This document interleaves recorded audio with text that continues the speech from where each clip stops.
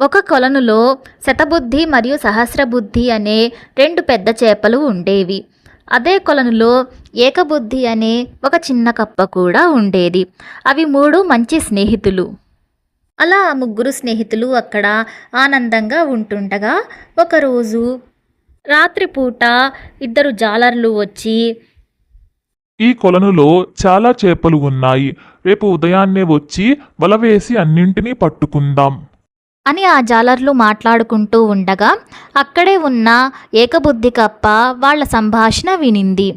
ఈ విషయం ఎలాగైనా నా ఫ్రెండ్స్కి చెప్పాలి అని ఏకబుద్ధి భయపడిపోయి దాని ఫ్రెండ్స్ దగ్గరికి వెళ్ళింది. మిత్రులారా, జాలర్లు రేపు వస్తున్నారు. మనం వెంటనే ఈ కొలను వదిలి వేరే చోటికి వెళ్ళిపోదాం పదండి అని ఏకబుద్ధి కప్ప ఆ రెండు చేపల్ని హెచ్చరిస్తుంది. అప్పుడు సహస్రబుద్ధి నవ్వుతూ ఇలా అంది, భయపడకు కప్ప, నా పేరే సహస్రబుద్ధి. నాకు 1000 రకాల ఉపాయాలు తెలుసు. వాడు వల వేయగానే నేను ఎలా తప్పించుకోవాలో నాకు తెలుసు. నీలాంటి పిరికి వాళ్లే ఇలా భయపడతారు. శతబుద్ధి కూడా దానికి వంత పాడుతూ, అవును, నా పేరు శతబుద్ధి. నాకు 100 రకాల విద్యలు తెలుసు. నీటి లోపల ఎక్కడ దాక్కోవాలో, వలని ఎలా తప్పించుకోవాలో నాకు బాగా తెలుసు. మనం ఎక్కడికి వెళ్ళనవసరం లేదు అని ఆ రెండు చేపలు నవ్వుకుంటూ అక్కడి నుండి వెళ్ళిపోయాయి. ఏకబుద్ధి కప్ప మాత్రం తన ప్రాణాలను కాపాడుకోవటం కోసం ఆ రాత్రికి రాత్రే తన భార్యతో కలిసి పక్కనే ఉన్న మరో మడుగులోకి వెళ్ళిపోయింది. మరుసటి రోజు ఉదయం జాలర్లు రానే వచ్చారు. వారు ఆ కొలనులో వల విసిరారు.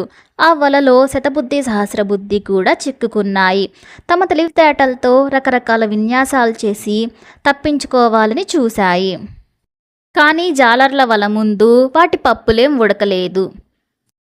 చివరకు ఆ రెండు చేపలు వలలో చిక్కుకున్నాయి. జాలర్లు ఆ పెద్ద చేపల్ని చూసి ముచ్చటపడి సహస్రబుద్ధిని తన తల మీద పెట్టుకొని శతబుద్ధిని చేత్తో పట్టుకొని వెళ్తున్నారు.